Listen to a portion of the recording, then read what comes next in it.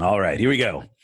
Welcome to The Real Deal On with Doug. Today's episode is brought to you by guidedhypnotic.com. That's guidedhypnotic.com to get your free download of a guided hypnotic meditation. Tom Martin, president of Tom Martin Media, LLC. For more than 30 years, Tom Martin has worked closely with many of the world's most respected thought leaders, authors, and innovators, starring with a 20-year career in television news producer for ABC News, CBS News, CNN, and NBC News, covering stories ranging from politics to entertainment. Tom covered the White House for public television's Nightly Business Report and the aftermath of the 9/11 tragedy for ABC's Good Morning America. For CBS Sunday Morning, profiled dozens of musicians, artists, and political leaders. At CNN, Tom created a biographical series featuring individuals at the top of his work, ranged from medical stories for ABC News to profiles of famous individuals, including Paul McCartney, Tony Robbins, and George Soros. Moving into the PR realm, Tom led campaigns for Fortune 100 companies and provided media training to numerous thought leaders and business CEOs. His clients have been featured on NBC's Today Show, Oprah, and Bloomberg Television, and in publications including the Wall Street Journal and Inc. magazine. With CBS News anchor Jane Pauley, Tom serves on the advisory board of the national nonprofit Children's Health Fund, which provides medical care to children living in poverty. Tom lives in Ridgefield, Connecticut. Wow, that was awesome. Fun. Awesome, Tom. I was going to ask if you could travel with me, but these days I could just carry you on my phone and so like, there you go, play the recording. Or now I can play the recording. That's yeah. Right. So thank you. Love it, brother. So first of all, thank you so much for taking time out of your busy schedule to hang with us and share your wisdom. We've known each other for, it's got to be over 20 years. I know, it's been a long time. We've come a long way together. Yeah. And you are by far, one of the nicest, warmest, heartfelt guys. I know you do everything with heart, with passion. I thank you so much, because every once in a while I'll call you up and be like, hey, dude, can you just, give me a couple pointers here? I don't know what I'm doing. And you've always been so graceful with that. Love what you're doing. I love how you're, it's funny. I don't mean to start talking about myself. No, you should. That's why you're here. but when I speak to groups, whether it's usually it's live groups, but sometimes in interviews, I'll say, a few years ago, a graphic artist asked me for a tagline, like my business card needed a tagline. So it just popped into my brain: connect, communicate, change the world. And what I love about, so those are the kind of PR projects that I love to get involved with. Stories that I like to tell, people I'd like to support. So what I love about you, sir, is, that you focus your career on really making a difference in people's lives. And so I sort of can live vicariously. That's part of why I love the work that I do, is that, like, if people are helping, the children with their medical needs or whatever the case may be, overcoming addiction and stuff like that. Well, the truth is, you're not living vicariously. You are 100% supporting and on the team. Like, it's not thank you. It feels good. I do feel like I'm on the team. I like that feeling. That's right. Yeah, 100%. So share a little bit about you. When we were chatting a little bit earlier, you started to talk about how you got into PR in the first place. And one of the themes of this show, The Real Deal On, is to help people think in possibility thinking, that they don't have to be locked into a paradigm, that it's okay to change. And sometimes we have a belief about who we are, what's possible, and that keeps us stuck. And you started to share a little bit on how you were maybe not necessarily choosing the freedom that you were given. Mm-hmm. So let's start with exactly. That. Cool. Yeah. So as they say, you musicians say, I'll riff on that for a few minutes here. Yes, no, it's interesting. In college, and I'm thinking about college because my daughter Lindsay's at home. She just graduated from Georgetown University 2 weeks ago, online, one of the online commencement programs that are going around at the moment. And my son Eric is now a college freshman, also down in DC. They both came home from DC a couple months early because of what's going on in the world. But when I was in college, way back, in the Mesozoic era, I used to study. I was majored in philosophy. Talk about a useful. It's like trade. Like I could put my shingle out, philosopher. Right. But I began to focus in medical philosophy, and basically what that is paradigm shifts. Because anyone who has ever watched Saturday Night Live years ago remembers the bloodletting and healing. You know, now we're healing with herbs. It's like, wow, that really works. Amazing. But The leeches, are they in or out now?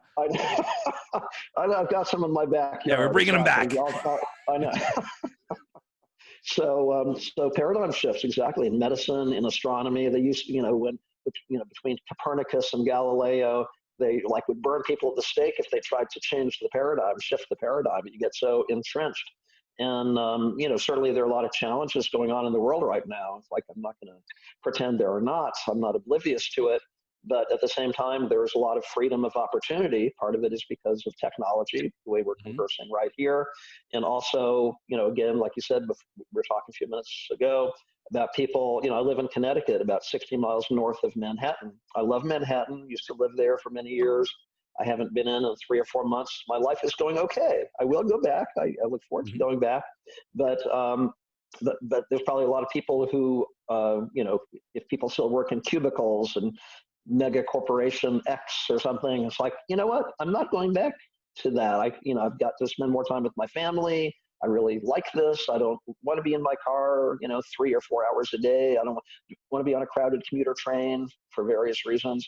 So it's a great time to shift. And I think there are plenty of opportunities around. I definitely believe that every one of us has great talent and potential inside. There's a movement going on right now, of course, to reawaken people. Like, every one of us matters. Every one of us has talent and potential. And it's very encouraging for me to see, that people with great diversity are believing that and elevating that. Like, we don't want to see anybody putting anybody else down or saying, you don't matter. It's like, those days are over. So yeah, let's talk about that a little bit in not in a political sense, but in an internal sense, that all of this boils down to like that internal belief, right? And are you taking on, and this is what I love about what you do, is helping people tell the stories so that someone can go, oh, wait, if it's possible for them, it's possible for me. And our job as influencers, as storytellers, as, servant leaders, is to help people break out of their own limiting paradigm, notwithstanding what's going on out there, right? We understand there's always going to be, that's not going to change. It's right. Like, nature is brutal, right? Nature itself is brutal. Yeah, you've watched Wild Kingdom. Yes, I know. So, if we just go, okay, well, the difference between, using Wild Kingdom as an example, you don't see the elk kind of, complaining about the lion, as far as I know. I don't speak elk. No, it's exactly. But they just do what they got to do to, avoid. And I don't want to take social issues and boil it down to something as trivial as that, which I have no way to know if it'd be true or not. Yeah. Well, I like what I'm sorry to interrupt you, but I like what Jim Rohn said about nature. He said, like, how tall does a tree grow in nature? As tall as it possibly can. It doesn't stop. It's like, I'm done. I don't know. I don't think I can do it. It's like, and so, maybe say, oh, what does that have to do with human beings? But I think it has a lot to do with human beings. Really. It does, because the gift and the challenge of our intellect and our language is it creates self-imposed limits. Yes. The tree can't do it. And that's where the analogy is. That's where Jim was saying. It's like, well, a tree doesn't have someone and even if we did, and here's the thing, even if we sat and yelled at the tree, you suck, you're never going to grow taller than 5 feet. You're the worst tree ever. Right. It wouldn't prevent it. And right. What's so interesting. I'm sorry, go ahead. You finish your thought. I'm sorry. No, I was just going to say that reminds me, the yelling thing always reminds me of my friend Marsha Martin, no relation, but we connected about 15 years ago when a friend of mine said, we should call Jack Canfield's office because people are starting to do things called webinars. And she was a tech person who did webinars. We should talk to Jack Canfield. He has great content. So Marsha works closely with Jack, still does. Together, they help put together that roster of experts who were on The Secret, if you remember the movie The Secret about the law of attraction. And so Marsha teaches communication to hotel staffs and stuff like this.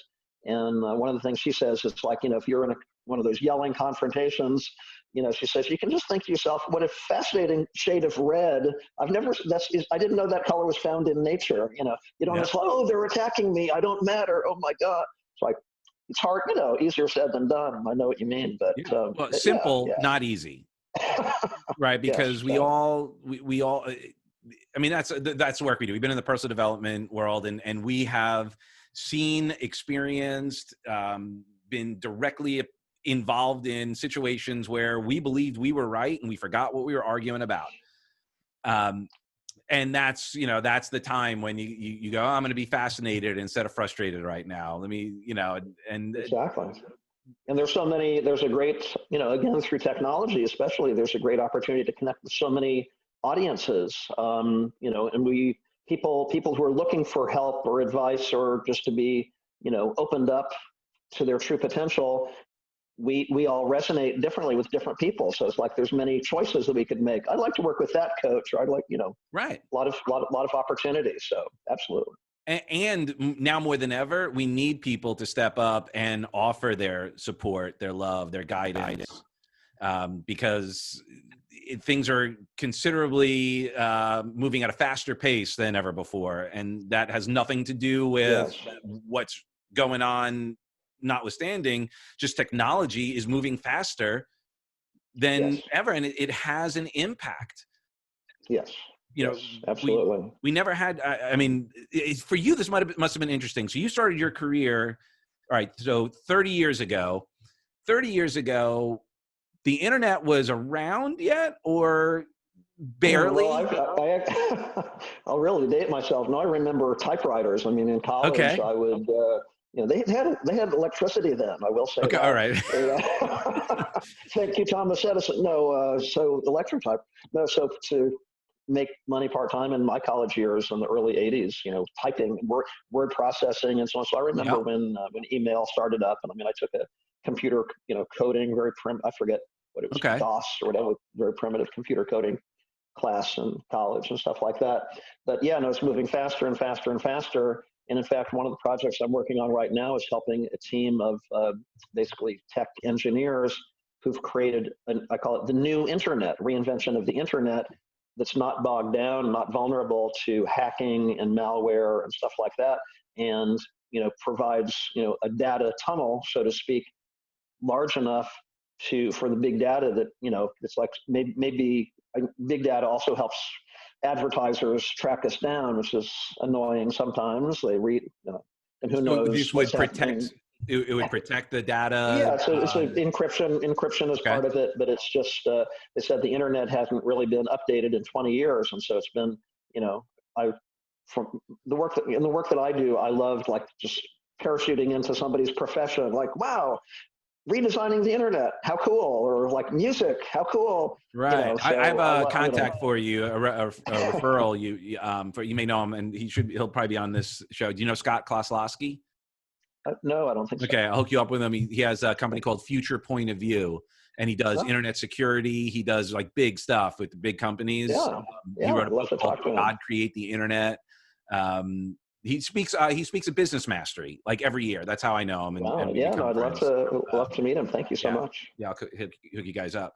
But in that, and we'll come back to that project. I'm just curious on how did you navigate, and did you see other people in the PR world and others kind of struggle with the technological transformations that were occurring?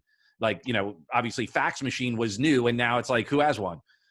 Right. No, well, that's true. No, I have seen that over the years. Exactly. I'll take it back one step even prior to that, if you don't mind. No, of course. When you talk about paradigms and being locked into a certain mindset, and then how do you break out of that? Again, in my college years, I was studying to be a lawyer because all my friends were becoming lawyers. I was kind of a nerd in high school, so got into the debate society and all that. So that was the natural thing to do. And then about my senior year of college, I realized, no, I've worked part-time doing that typing I mentioned, aforementioned typing. Yeah. Email me if you don't know what the hell I'm talking. Typing. So typewriters, exactly. So A friend gave me an opportunity to work at the CBS News Washington bureau down in D.C., going to Capitol Hill and the White House and so on. It was just fascinating, and not so much about being impressed with politicians or any of that, but just it was telling people stories that matter about opportunity and fighting discrimination and stuff like that. And then I moved into a little bit of business news, like you mentioned in that intro, about entrepreneurs. And so it really was great to know that you can break out of those limitations. And I didn't study communications. Like I said, I was a philosophy major. That's what stimulated me. But being interested in people's stories and not listening to people say, oh no, you really shouldn't try to go into television news because you don't have a communications major or blah, blah. It's like, I'm not listening to that. I'm going to show up. And, when I worked for CBS News and ABC News and CNN, the interns that I always really appreciated was people who just like jumped in, like, I can do that. And then there's always some interns like, well, I don't know. I've never learned that. Like, no, we don't have time for that, especially with the pace of the world. Yeah. If you think you can do it, jump right in. And those are the people who are very successful today in the television news because they didn't believe they were limited, So, and that is so true. That's how I got into the music industry. I had a choice. I could go to school or I could intern. And I was like, after I did my research, I was like, I don't know, all the most successful people in music, all the most successful producers and artists and all of that, they didn't go to school. And by the way, when I'm done with school, I'm gonna have to intern anyway. So why don't I just start interning? Perfect. And exactly. Same thing, like it exactly. Yeah. Ended up working on multiple Grammy winning records. And I started out as an intern. I started out working for free. That's great. Yeah, exactly. It's funny. As my friends know, I spend far too much time on Facebook than I really should. It's for my own good. Although we love Facebook. Mark, if you're listening, we love Facebook. But there's some meme I've seen from time to time that said, those saying it's impossible should just get out of the way of the people actually doing it. And that's like you did and I did. Yep. Well, and I think that's so telling and so important right now that personal responsibility, people start getting more into that self-leadership where, we don't allow the narrative of other people prevent us, because the most successful people on the planet, all were told they couldn't do it for whatever reason. Exactly. And for some by well-meaning people. It's not that, I remember when I first got into real estate, one of our side hustles is real estate investing. People that I loved and cared about were like, I don't know about, it's, I know. Right. That's risky, and like at all these reasons. And that's, that's very different than someone going, you can't because, you're an idiot or whatever. But that wedge of discouragement is often just enough. We don't need to, as a matter of fact, sometimes that, and I will actually say, not sometimes, always, it is worse to have a small wedge of discouragement, to have someone having little belief in you rather than telling you absolutely no way you can't do it. Because at least when someone does that, you can't do it for whatever reason, now you have that energy to push back. Like, no, I'm going to show you. Right. And yeah, that can be beneficial. Totally. No, I do. I definitely agree with you there. It's funny. In the past couple of years, I've enjoyed listening to different live streams from Dean Graziosi. Who's teamed up with Tony Robbins on some things, and he just put a book out recently about the underdog effect. He said George Washington was an underdog that said, "Oh no, you're doomed. It'll never work." So, like, thank God George Washington didn't listen to those people. So, like you said, it can be a motivator. Yeah, and all that boils down to, which I believe, and why I do what I do, is for lack of a better term, is education and training. And that's why I appreciate, obviously, not you besides you as a person, but what you do is you help people get the word out and educate on other perspectives. And this is what's so important, especially now, is to be able to have access to other points of view and have people share their story, because everyone has a unique, special, powerful story, and you never know whose story is going to be the one that has that person break free from whatever confines they have, whatever limits they've allowed to be put on them. That, again, all limits, no matter what is going on outside, does not matter. It's your relationship with what's going on outside that we have to deal with. And it's our duty to help people if, in using our best skills. Absolutely. You're clearly talented. What are you working on now? You have the internet thing. Like, how can we learn more about that? Like, that sounds pretty cool. Is there? Sure. Well, people are welcome to contact me. Or you can contact me right here on Facebook or through Doug. Yeah. Well, this is also going to be a podcast and all that. So, and okay. not wrapping up just yet, but, feel free. We'll give your information. Okay. Yeah. So, well, my website is tommartinmedia.com. So you can find how to contact me there. It's just email tom@tommartinmedia.com. But I love conversations, and, I love the brainstorming side of what I do. It's funny, as you know, I've learned a lot from Tony Robbins and Tony Robbins coaches and so on. And a couple years into, I've been doing this for about 12, 14 years now in terms of sort of independent PR, coming out of the news business and then working for a couple of larger PR firms in New York City. And earlier, a few minutes ago, you mentioned about people who hadn't moved forward, like they're still stuck in the fax machine era and so on. And I remember the round of layoffs that affected me, that set me on this path that I'm on today, which I'm really grateful that I was like, thank you for laying me off. Thank you. Right. It was some older, PR executives saying, I kind of miss those old days where you'd write kind of a newspaper style article and then you'd call certain places and they just drop it right in. It's like, no, I'm sorry. Their social media is here to stay. I mean, they were, if they never got on to social media, they're history for sure. But but it's always changing, always changing. And so I've decided, you could either curse the change, like, oh, it's so hard, I have to learn something new. It's like, wow, I get to learn something new, and it's wonderful to connect with people on a new platform, stuff like that. Yeah, and that classic linguistic transformation, instead of I have to, I get to. That's right. No. Now, as you bring something up, not to necessarily get too much into the, how a hot dog is made, how much, because I've experienced this in, doing marketing when I was at the treatment center. And of course, now Heidi and I, we, need to market ourselves and so forth. The,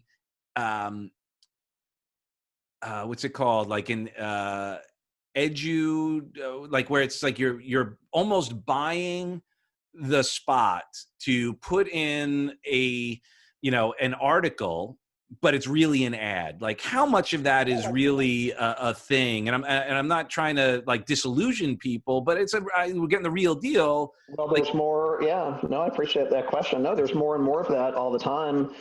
It's funny. I have a friend, my age, who's an author, and actually she's the one who brought me into the new internet. So if you think older folks can't be on the cutting edge, wait till you hear about the new internet that I'm working on. But she told me, hey, Tom, stop using that phrase old-fashioned. But I am kind of old-fashioned as far as appreciating a good story of adversity and having a dream and overcoming challenges. It's like classic hero's journey. Yes, exactly. It's Luke Skywalker, what Joseph Campbell talked about in his myth classes and stuff like that. And so there is a lot of pay for play, whatever some people call it. Larry King is still around doing interviews, all the interviews and God bless him. I hope he's around for many more decades, but all the interviews he does right now are paid interviews. Nothing wrong with that. In December, I went to Santa Barbara, California, beautiful spot, with another project I'm working on using blockchain and partially cryptocurrency in traditional funds to invest. It's a $100 million project to raise money to support medical research that the big pharmaceutical companies are not interested in. They don't think it's profitable enough, and there's a lot of rare diseases that there's some work being done. Like, how do we get these to the people? How do we save lives? Because it probably involves something that God created that they can't patent and like profit on. I know. Yes, it's a strange world. Exactly. So that company, sort of on their own, they didn't really consult me on this decision. Although I don't know, maybe I would have gone for it. Kathy Ireland, former supermodel, very successful in the business sense with different companies and so on. So she hosts a couple of pay-for-play TV shows. So they paid her thousands and thousands of dollars to interview them on her beautiful set in Santa Barbara, California. And so, okay, it gets the word out, and so a lot of these outlets buy time on different networks. And it's like, okay, maybe it's a good value. But again, speaking of being old-fashioned, I really believe that every one of us has a story, And by being timely and newsworthy, we can get some airtime, whether it's on a traditional old-fashioned TV station or an internet show or a podcast interview. It's like you want to be helpful, you want to be of service, you want to fit with sort of what's really going on in the world right now. You don't want to be too pushy about, you don't want to try to sell them something. People Right. hate that. But there's plenty of outlets. So I don't think you need to go with these, pay people to carry your story. I just don't. Right. I would agree. I guess the question becomes, and I guess it does say it, and it's small print, like this is a paid advertisement, paid whatever. Somewhere it says that.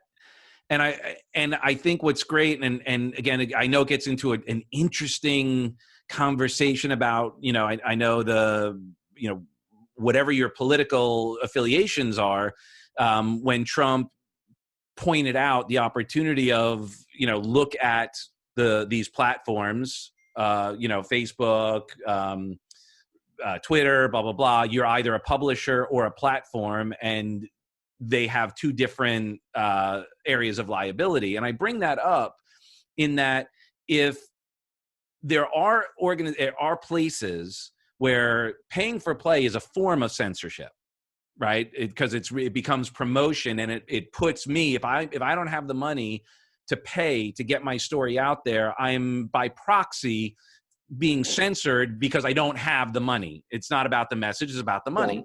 Yeah. And it's not, there's a lot of truth to that. And it's also not just about money, it's about power. Like if you look at Either way, but yeah, point is like, it's getting harder and harder.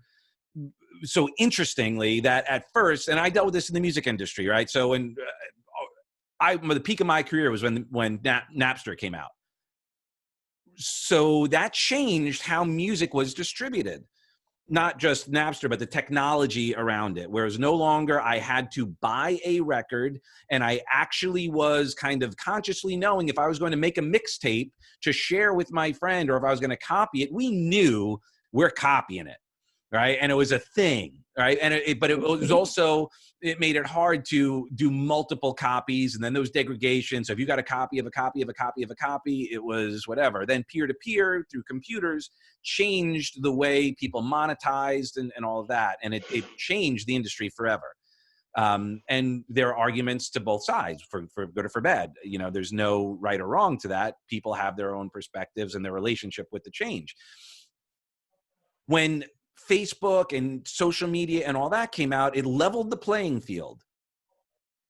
Now everyone had a voice, and it was up to you to either take personal responsibility for what you believed, what you didn't, what you put out, what you didn't, what you shared, what you didn't, and people could choose. Then they started going, oh, well now, every business is now paying to have their information put in the news feed more appropriately. The algorithms are now kind of analyzing what you're engaging on and all of that. So that's what you're going to see more of, and blah, blah, blah. So like, where does the line start going that it's becoming back to what you shared? Money is power. And the influence, and then how does the little guy get out there again? How do we get our story out there if we don't have the power, the influence, or the money? And then we get corrupted because Kathy Ireland, as the example, all of a sudden she's like, oh, someone's going to pay me. I'm not knocking it, by the way. Huh? But I said I'm not knocking that Kathy's business I'm not model. knocking it either. This isn't a knocking thing. It's an earnest question. These are the forces of the world. Yeah. Right. Exactly. Yeah. So how do we navigate it? And this is where, again, the pivoting comes, because for the little guys, we used to be able to go on Facebook and go, okay, cool, and we'll get some information out there. Now no one sees it if you didn't pay for it. Right. How many hours is this show? Right. Well, of course. And again, this is just, we're not going to solve any problems. It's more to get people to think and go, okay, how could I do things differently? Yeah. Okay. Well, several probably unrelated thoughts come to mind. One is, yes, there was a democratization process going on. I have a friend, I love magic tricks and so on. I did magic shows when I was, again, the nerd teenager in high school. In fact, if any of you were old enough to remember Dick Cavett, the talk show host, I produced for him. We had the same magic teacher, a little Italian man, Tony Slidini, in the theater district in Broadway. And so Dick moved to my town here in Connecticut. We got together last year. Hadn't seen him in 30 years. That was quite a trip. Did you do some magic together? Yes. It was fun. Very, very fun. So a lot of people don't even know the name, but he interviewed Janis Joplin and John Lennon, whatever. But at any rate, so in terms of, back in those days when I was into magic in the 80s, I had a friend who was an A&R man for Columbia Records, Michael Jackson, Bruce Springsteen, and so on. Mm-hmm. And I don't want to dig too far beneath the cover of how that business works, but there were probably a number of talented people, quote, semi-talented people who they had huge careers because you could work, you know better than I do, to process their voice and bring in the team. And and there's a lot of even more talented people, if we could rate them. It's all subjective, I know, but more talented people. And how do we get heard? So I remember there used to be something called MySpace. Mm-hmm. I think that was very, very big for musicians. Here's 6 songs I've written. The A&R guy at Columbia Music is not going to give me a chance, or the radio DJ, but you can get it out there and so on. So, so there is a democratization process. Yes, there's a lot of power being exerted in terms of, gatekeepers, what stories people hear right now. But I really believe that if you have an interesting story, and if I'll sound very idealistic. It's oh, Tom is so naive. It's if you're coming from the right place, if you have a good heart, if you want to be of service to people, and you're not attaching a dollar sign to that, yes, I do certain consulting, and we can talk about that some other time, but let me just help you, for God's sakes. I think that people appreciate that, even with, the algorithms at work on Facebook and so on. There's still a way to get through. I have a number of friends who are quite expert at social media. And one of my friends, Samantha Beauvais is her name. She has different experts on, a show similar to this. And so I happened to listen to one show that she did with a Facebook group expert. And apparently, because of the Facebook algorithm changes, suddenly Facebook, as well as probably some negative press about, hey, what's really going on here over there, I noticed oh my God, Facebook never used to advertise, but now every once in a while you see ads for Facebook groups for people who like bulldogs, or it's Facebook groups, it's really cool. It's okay, I didn't know you ever needed to advertise. But my friend Samantha says, in her expert, I forget his name at the moment, but said, you don't need 2 million followers. Can you really connect and interact with 2 million followers? I mean, maybe you can, I don't know. But have 100 who you're really connected with in your community. I lead a Facebook group, a mastermind group. If any of you want to learn more about that or join us for a sample call, I'd love that. We use Zoom video. We have about 20, 25 people there. And I'm always thinking, how can I help them? Our conversations, Doug, who can I introduce you to that might help move things forward? I love being a connector. It makes me feel useful, Yeah. And so in Facebook groups, you can really do that. And I think it works that way for musicians. And they think, well, that's very nice, 20 people. Do you realize how much it costs to have a recording session or whatever? It's well, it's complicated. I understand that. But I think that by genuinely connecting with people and really serving them and listening to them, about, how Gary Vaynerchuk got his start. It's on Twitter, I'm going to reply to everybody. It's the thousands of people that contact you. Can you really reply to well, I guess you can't literally reply to everybody, but you can try. Well, and he started, obviously, on his YouTube channel, had there was a time he had 1 viewer, 2 viewers. Right, exactly, yes. Well, exactly. And I agree with you totally. And I guess that's the question is, we're always looking for new ways to get our story out there, get our thing out there. And when we're looking at, we see, like you shared, and even and this is nothing new, by the way, obviously, the music industry had the challenges back then, the news, this is always, it's part of being human. And I think, right. And if we could actually look at this whole thing in life a little bit more from that lens, look, we're just humans figuring it out and no one's perfect. Maybe it doesn't mean exactly what we think it means. Maybe it's us struggling with all of these changes and people respond poorly. It's interesting. I'd always been this will sound like coming totally out of the blue, I know, But I've always been kind of interested in the Dalai Lama. I never really studied the Dalai Lama, never read any of his books, and I know there are the different reincarnations of the Dalai Lama. Back in October, a friend invited me to a little presentation in my little town here in Connecticut about what the Dalai Lama has to say about compassion. He was not there in person. They had film clips. They had some people who'd been imprisoned because of the human rights movement in Tibet and so on.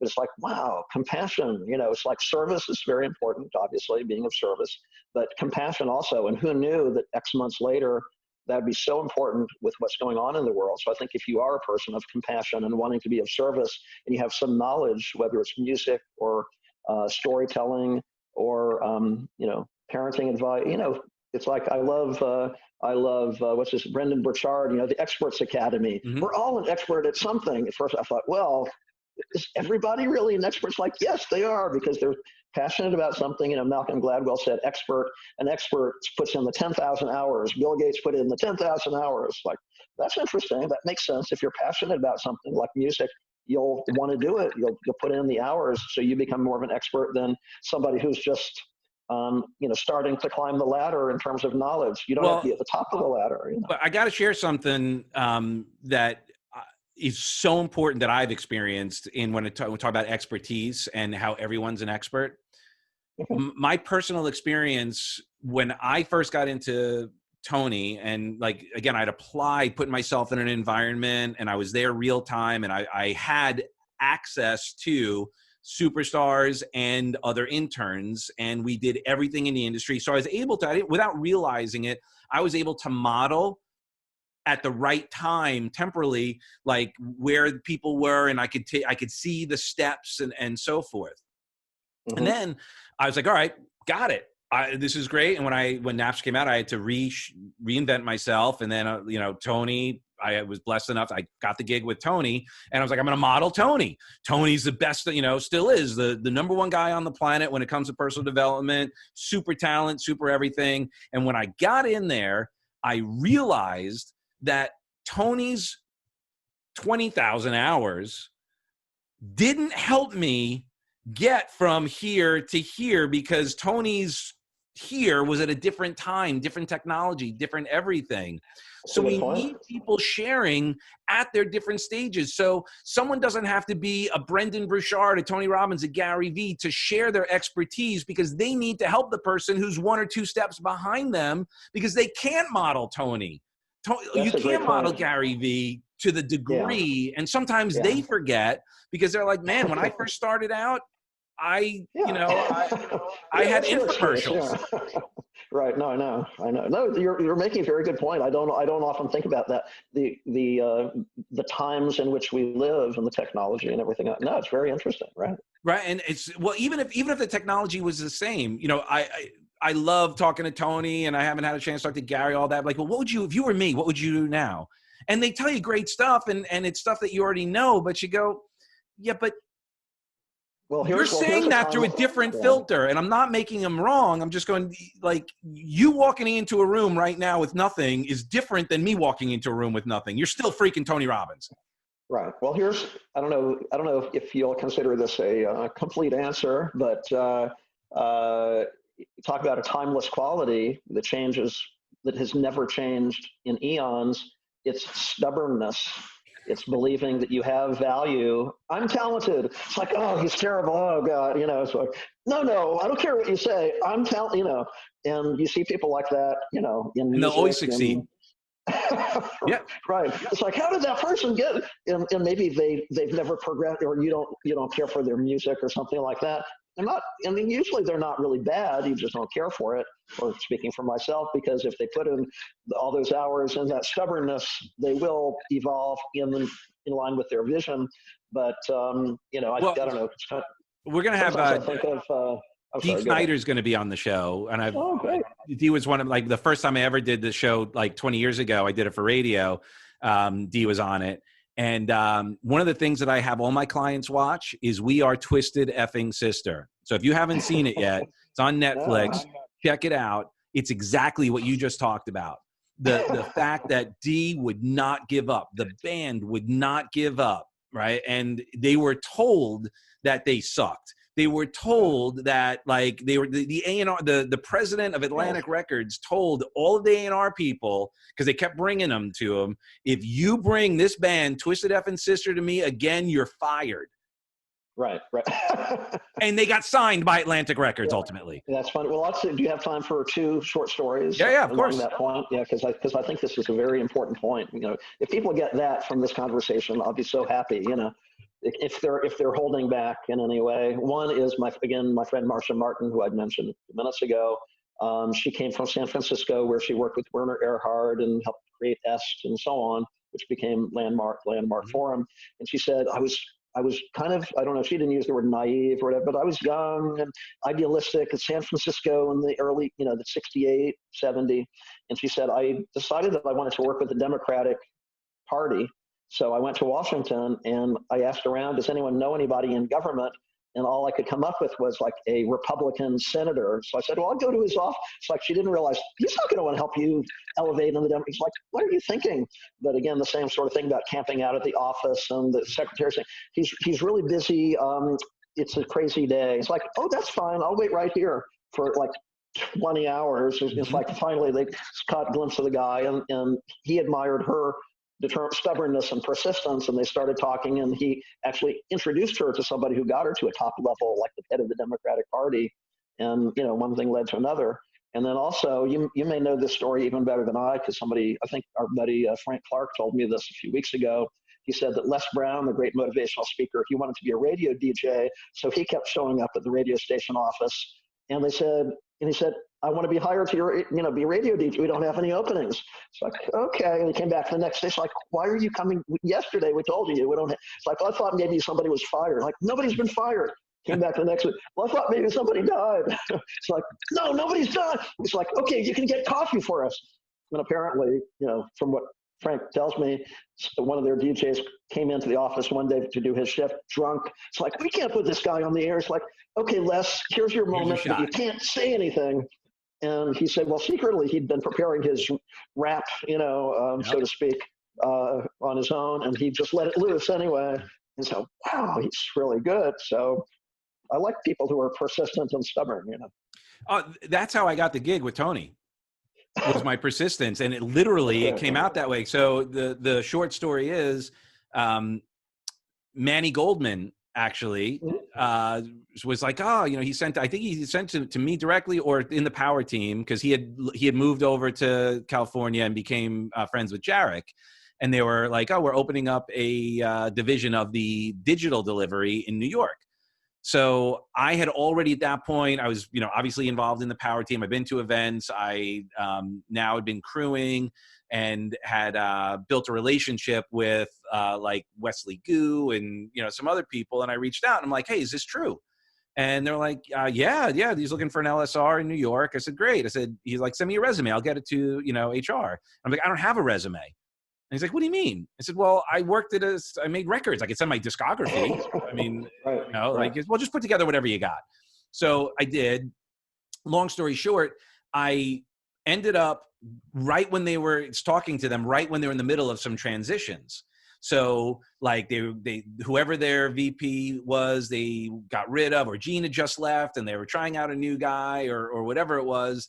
And then Roberto was going to be away. And they basically told me, the HR person, I got to a certain point, they were like, look, just to let you know, it's going to be a couple months before we even get back to you because of all this chaos and what's going on. And Roberto's away and yada, yada. I'm like, okay, I'm going to leave you a story or a joke or something every Friday. And I know you're going to know it's me because you're going to see the phone ring and all that. And you can pick up or not. I don't care. But I'm just letting you know I'm going to do that. Okay. And I did. Every Friday at 10 a.m., I picked up the phone and I called, hey, Julia, what's going on? I was just, had this story I thought I'd share with you. Here's a joke. Here's whatever, as I said.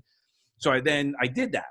And as I went through the process, I got to a point where in the interview process, the person was like, yeah, no, we're going to pass on Doug because I didn't have the experience. I didn't have, because I'd never done that gig. I spoke at music conferences and I was a master practitioner of NLP. Those are my qualifications. I'd never done sales. I had never done anything. And Julia, God bless her, she put me through to Roberto.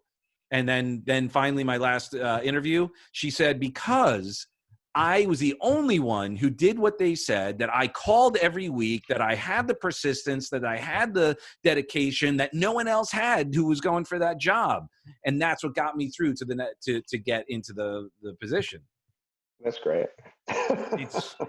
And I've shared that story before as that to exemplify exactly what you shared, is that you've got to have that persistence and that fortitude, and that, dare I say, stubbornness. Now, obviously, you don't want to be stubborn until it hurts you. So have an ecological goal at the outcome of your stubbornness, because that stubbornness that we have can get us into trouble. Because if we're too stubborn that we're not willing to change, we miss out on the opportunities. Yeah. Right. Like if I was able to shift my paradigm of thought to go, okay, I made all these records and all that. I have to, sometimes we get that identity. I'm a musician, or I'm a producer, or I'm a whatever. And I could have been really stubborn with that. Or I could have said, how can I help people make music of their lives? And shift. No, totally. No, I love your story. I'd never heard that before, actually. So I have a friend, actually, I've been in touch with a little bit this week, and I heard him as a public speaker at MasterCard in Westchester County, New York, 10 years ago, something like that. And he's talked about how the different generations speak different languages, baby boomers, Gen Z, millennials, and all that. And he said the younger generations think nothing of walking into the CEO's office and say, here's how you should change things. So, you can bear that in mind, like, how does this fit in? So you can't be oblivious, exactly. You can be stubborn, but aware, like what serves you, what might hurt you.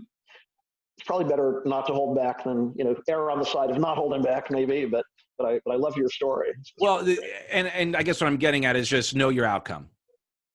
Right. So like, as an example, like my relationship, like with Heidi, I'm sure people sometimes in relationships get in spirited debates. When I have my outcome clear, like, and this is when things, and this is basically the question I ask, when things aren't going the way I want, then I go, wait, what is it that I want? Like, am I being stubborn? Am I holding on to an argument, a story, a perspective, a position that ultimately does not take me where I want to go? I want love. I want to connect. Right now, I don't feel that. And like, not to say, it's not you would rather be happy or rather be right. It's like, what do you really want? That's really good. Yeah. Right. And why? And then my stubbornness can be loving her no matter what, right? If someone says something, but I want to love, so I'm just going to love you no matter what. And then not that it doesn't happen as like, as long as you don't like get I need to pull that tool out a lot. But think of it with children. How often do you think that would happen? When your child is going through their normal, like, tantrums, perspectives, better, something's different, but you got to still love them. I love you no matter what. I hate to break this to you, but I've been working with an author recently. He wrote a book about the brain science of happiness, fight or flight and the different regions of the brain and so on. And he's a college professor in California also. And so in his presentations, he says the human brain is still forming, not really fully developed until age 25. So I have a 22-year-old and a 19-year-old. You have a 5-year-old. So you have a few years. So there might be some arguments here and there. I'm just saying, Yeah, no, totally. Well, and that's where, again, it's so important that we are responsible stewards of our states, of ourselves, of our stories. And why it's, as you share, so important that we share our stories so that people have access to other exemplars, other models, because sometimes we get trapped into not only our own mind, but also, and again, using social media as the example, ask and ye shall receive. So when you go onto Facebook and you engage in whatever, and this is for good or for bad, this is whatever you're doing, the algorithm goes, because they want you on Facebook, the algorithm goes, oh, you want that. You engaged in that. And it's not a judgment thing. It's like, okay, you're active on that conversation, on that page, on that. We're going to put more of that in front of you so you stay involved. Yeah. And what's interesting about that is by proxy, out of the natural ask and ye shall receive, it's a digital RAS. It's a reticular activator system built into the algorithm so that you basically get more of what you've been focusing on. And what you've been focusing on may be getting you angry. And then you That's go, interesting. arg, arg, arg, shut up. And then Facebook goes, oh, you want more of that? Okay, here, right? And conversely, if you're going, oh, spreading the love, all that, they go, oh, you want more of that? And you get more of the happy posts and more, you know, that and the advertisers. And it's why we got to mind the mind and be willing to question everything, be willing to hear other people's stories, other people's sides, and be willing to, you know, engage in new conversations. And that's again why why I've relaunched this, because it's my passion, like you, to get those stories out there so that people can take personal responsibility with resources. That's good to bear in mind. No, I like what you just said. It's funny. I don't know. This might be kind of a silly little story, but a couple of weeks ago, you know, we're still wearing our masks here in Connecticut, like everywhere, most places. Maybe not Ozark, Missouri, but most places. And so I went into the Dunkin' Donuts. I shouldn't go there anyway. I know it was a lesson, but it's like, you know, hey, you have a sign on the door that says you must wear a mask. Well, if your customer is not wearing a mask, I don't want to be like a jerk about it, but it's like, if we don't really understand the virus quite yet, you know. And so I posted something on Facebook. I should have known better than to post anything even remotely political. Like, I thought I don't post politics really, for the most part. And so I don't know. Well, here's what, just let me clear up before you get further. Yeah, sure. Masks are not political. I know. Well, that's how I feel. I know exactly. But I'll name a name, first name anyway. There's a guy I used to know, nice guy named Maurice, who I met through the Tony Robbins people, and he posted a comment like, "Oh, you're a mask Nazi. Those poor people. You're criticizing the employees of the Dunkin' Donuts store." It's like, I'm really not. They're great people, hardworking, but it's like, if we don't understand the virus 100% yet, maybe we should wear our mask. You know, so it's interesting. But I thought, well, I could delete that comment. I don't like what he said, and then a few other people. Craig from the Tony Robbins group is national group as well. So I'm just going to leave their comments. They're free to say what they say, but like you said, if you're angry about something, it's like, you know, Facebook, oh, you like that? You know, it's like, so I left their comments. I didn't respond. So it's like, okay.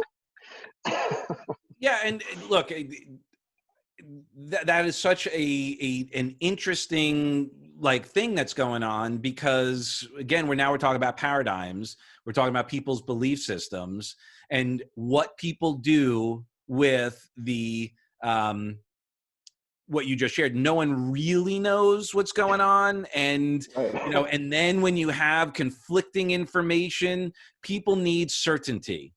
Yeah. And we have, and that's, and it actually, and it's so sad that it things have gotten out of hand the way they have with the riots and all of that. And it's not surprising, considering that everyone was locked up and cooped up for all this time and having no energy.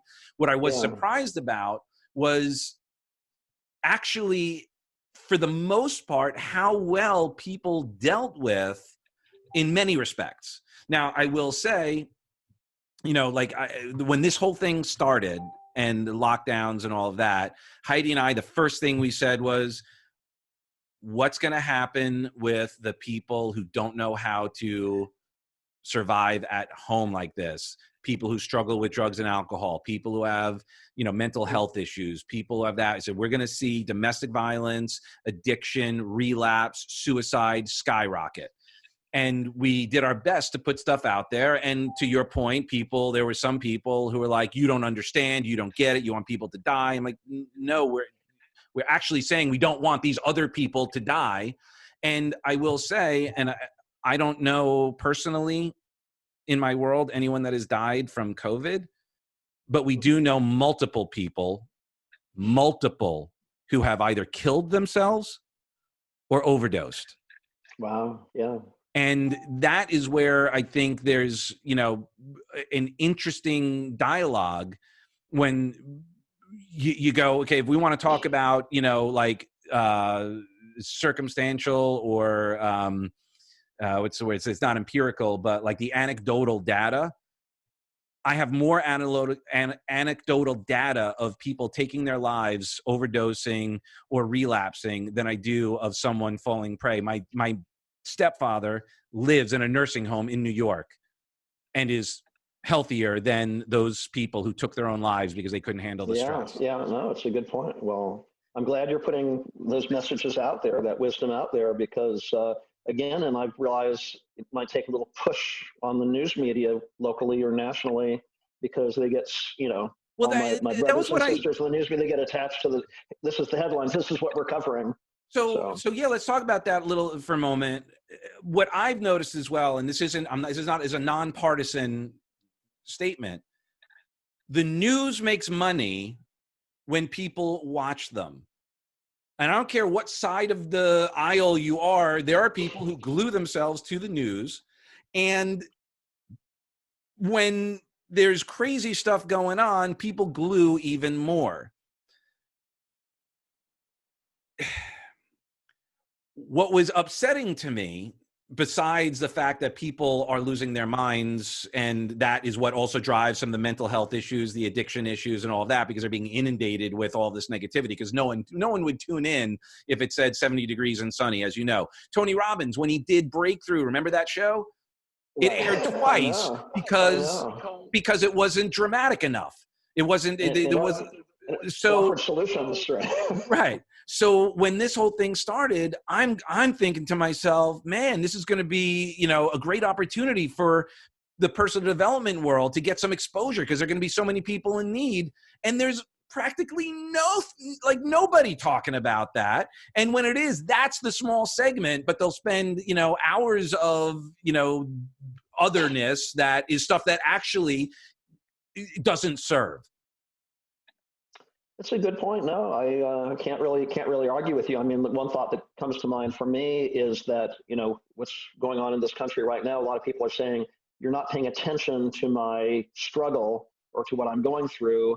And so when the news media covers these challenging stories about people going through challenging times, they are paying attention to what people are going through. It'd be nice if they could offer some solutions, Right. I'm not going to say they're like milking it for the drama, like, oh, here's a tragedy, we're going to throw it at you. No, I think it's systemic. I don't think it's like that they're consciously doing it. I think that it's and I hate this term, the new normal. It's just what happens when you're in that. It's just the RAS, it's just what they're looking at. It's not, I would like to believe, just like they're well-meaning doctors who prescribe drugs, right? I get it. Journalists, news providers provide news, and they know, what's the old term? The cliche, if it bleeds, it leads. Yeah. Well, I will also say, I mean, I guess maybe this will reveal my politics, but I think if there are powerful and power-hungry forces at work in our nation, and if we just look the other way and don't cover what's going on,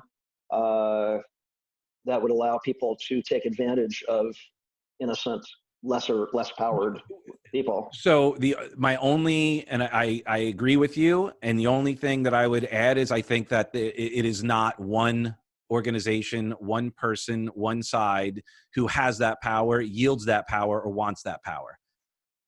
Yeah. Yeah. And, I do agree with you, actually. Yeah. That's that's the real challenge. And to be honest, that's what I see is so sad about what's happening right now, that the people who are asking to be acknowledged for their pain, I believe, I support, I'm 100%. I don't want anyone to feel pain. I believe that there are people who are benefiting from that focus, as opposed to looking at what the real issues are. Like, instead of going like, well, how do we get here? Like, things have changed. What is going on? Because we have progressed. I believe that the world, for the most part, has moved some from the 50s, from the 60s. I believe that there are more people who are celebrating the equality than back then. Yeah. There's always going to be people who don't appreciate or understand people. Right. That's the issue.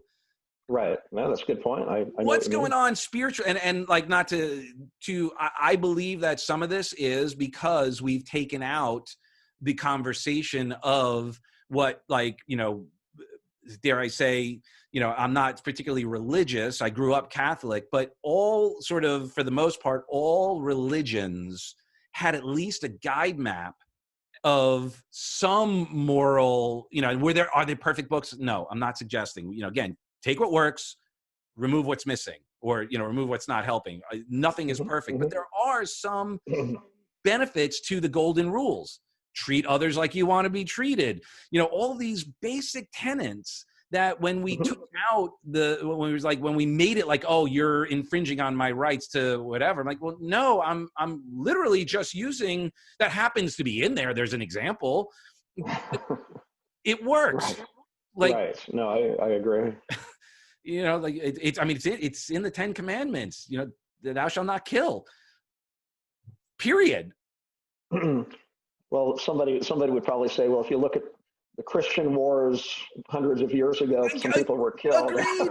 That's my point. It's never going to leave, but that doesn't mean that there isn't something good in there. Right. Yeah. No, I totally agree. Like I use the NRA as an example. Full disclosure, I'm not an NRA member, but I am a gun owner. Now, I don't know the NRA deep inside, but I gotta believe that the NRA is not sitting there going, ooh, it'd be great. Let's make sure that we can kill random people by making sure guns are everywhere. No, their belief is that, from their perspective, is that you have the right to defend yourself. Yeah. Period. Like let's not get into the minutia of what weaponry and all of that. That's a separate conversation, but just the fact that their belief behind it is, and they're afraid, and again, this happens on both sides, that if you take away one right, then slowly you're going to take away more. I believe that people who believe that guns are bad and that people shouldn't have them also want the same thing. Right. Protection. They want people to be healthy and not get shot. Right. And if at least we could start and they also there. want the protection of their rights. They all want their rights to be preserved. Yeah. Right. And that's the balance. So what if we focus more on the purpose, and then we could agree that we both want the same thing instead of making someone wrong for having a different process? Because to me, that's like getting mad at someone for wanting to take the scenic route instead of getting on the parkway. Like, right. No, you have a great point. I often tell people, you spent so much time with the Tony Robbins organization. I often tell people about that video that Tony did on the morning of 9/11 at one of his seminars, where there was an Arab young man and an Israeli young man, and it's like these planes just took down the World Trade Center, and it's like, could these two people ever see anything in common? It's like, wow, it's amazing they found some common ground. It's like, that's amazing. That's the game changer. And that is where I believe, like you and I and people in this world, that's our duty, is to do our best to expose those types of things, those opportunities, that it's okay to disagree. That doesn't, the worst thing that you and I can do is demonize someone for having a differing opinion. And it makes me sad when I see people on Facebook share something like that. Well, if you don't agree with me, then feel free, defriend me. Don't talk, I'm right. Like, well, I would never do that to you if you disagreed with me. I love you and respect you. And just because we have a different opinion doesn't make you wrong. You see things one way, I see things another. I'm not right. It's just my belief. Right. And that may change. It always has. My beliefs are dynamic. There are certain beliefs I have that are fundamental, and some that I go, man, if it doesn't serve me, if I don't feel good when I believe that, then I'm going to look at it and go, well, maybe there's something else I could believe. And I wish that for, people right now, for humanity, that we can, and you shared that earlier about the compassion. I also think that a lot of that could also be directed inwards, like compassionate for yourself, because I think that sometimes we get stubborn in our opinions, and then we're afraid to change because we're afraid of what other people are going to say, or it's different than what I thought I was, who I thought I was, what I believed, because we've gotten so much into, and dare I say, identity politics. Then the name of that alone is already so damaging. That is not who you are. Right. Well, I would also say, I don't, again, I don't want to take up too much time on your show here, but when you mentioned compassion directed inward, I think of suicide, the epidemic of suicide. A lot of people, they just envision that tomorrow could never possibly be better. I think that because things are changing and because we do have more and more opportunity literally every day and enough people around us, if we find them, sometimes it's hard to find them, but I do believe there are people who will support us in bringing our vision forward, so that we should have that compassion directed inward, because suicide is a major problem in our world right now. I mean, I've shared it before. That's why I'm here. That's when I lost my career in music and my thing, my marriage, everything. I lost everything. As a shared gun owner, I have a 357 Magnum that I just fell to my knees, and I was ready to pull the trigger. And I felt like, why bother? Like, this is crazy. I got nothing now. I'm living at my mom's house. I mean, fortunately, she wasn't living there at the time, but I'm living at mommy's. I have no job. I have no prospects. The career, my music is gone. It's like changed forever. What's the point here? I got to start over. Like, who am I? And, by having a little compassion and gratitude is what started to make that shift. And I started thinking about, and I did it in that weekend. That day, it wasn't that weekend. This was in July. I made a decision to do a basket brigade again, and I didn't have any money, but I fed 55 families that Thanksgiving. I didn't personally. I raised the money and I got the group together and all of that, but it was coming from being grateful for what I had, not what I didn't have. And that's such a, simple, but not easy. Right now, you just said there's tons of opportunities. Instead of being pissed off at what's going on, what if you could get grateful for the fact that there are opportunities? Get grateful for the friends that you do have. Are there going to be some people that don't like you? Maybe. Who knows? You're only going to know if you're looking for it, right? What is your algorithm looking for? Is it looking for evidence of anger, fear, frustration, bitterness, right? Or is it looking for evidence of love, gratitude, peace, happiness, joy, laughter? And again, to end on that note, is that's what, again, I love about you, is you're always positive, supportive, everything, and your bigger picture of helping people spread that, which is thank you, which is tremendous. Well, it makes me feel good. Yeah. And it should. Thank you. Yeah. No, it's nice. So win, as they say, no question. Yeah. Thank you. And if we could go win, right? So we have a win-win, and then this goes out there, and then someone else has a win, that then when they have a win, they go, oh man, look what I was able to do. You could do it too. And then pay it forward. Yeah, and I do feel that that's really going on these days. More and more people waking up. Oh, I can be supportive of others, and I can notice those people. They've been having a hard time for years, but I just noticed that, and that's great. I'm very grateful. There's kind of an awakening going on, so it's interesting. Amen, brother. Well, as we wrap up, is there any books that you've been reading that you recommend? Any programs that you've been excited about? And again, how can we get in touch with you? Sure. Well, again, I'm always up for conversations: Zoom, phone, email, Facebook. Tom at Tom Martin Media. You can look in my business page on Facebook is Tom Martin Media LLC. So look for me there. One thing I've been enjoying lately, speaking of, the Tony Robbins organization, and you mentioned his name earlier, I've been doing some work with Jared Robbins in recent weeks and months. And for a number of weeks now, every Friday at 11 a.m. Eastern Time, he offers a free webinar. It's called the Small Business Owners Survival Kit. Excuse me. And for me, it's been really helpful, because I am one of those people who, I don't want to put that label on me. It's like, I'll always be that way. But I've always been more interested in the work itself and having adventures and getting interesting people. So I didn't really manage the finances of my work very well, to be perfectly honest with you. And so it's really what I need to hear as far as distinctions and way to look at things and how to pivot.